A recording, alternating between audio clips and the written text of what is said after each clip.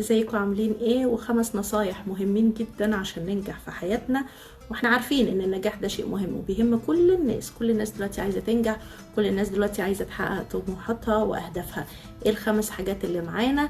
خلونا نبتدي ونشوفهم. اول حاجة الثقة بالنفس. اهم حاجة انك تثق في نفسك وانت بتعمل الشغل اللي انت بتعمله او بتعمل الحاجة اللي انت بتعملها.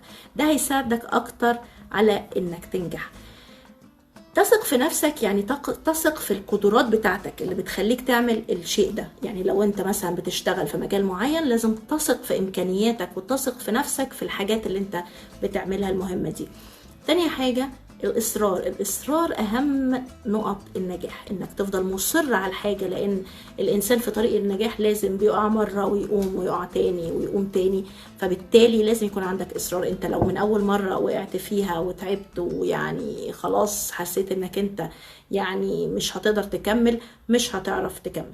تالت حاجة التفاؤل. احنا اتفقنا ان احنا ممكن في طريق النجاح ممكن ساعات بنقع، ساعات بيحصل لنا شوية مشاكل، لازم نبقى متفائلين ولازم نبقى عارفين ان بكرة في حاجات احسن وبكرة في حاجات ايجابية اكتر ممكن نكون ما تعرضنا لهاش. تالت حاجة العمل الجاد. العمل الجاد يعني تفضل تعمل الحاجة اللي انت عايز تعملها دي بشكل منتظم وبشكل كويس وبشكل دائم علشان تعرف تجني ثمار. احنا دايما بنقول احنا بنجني ثمار ما زرعناه. طب انت لو ما زرعتش كويس واهتميت بالزرع بتاعك وبالحصاد بتاعك، بتهيالي هيطلع مش كويس في الاخر الحصاد.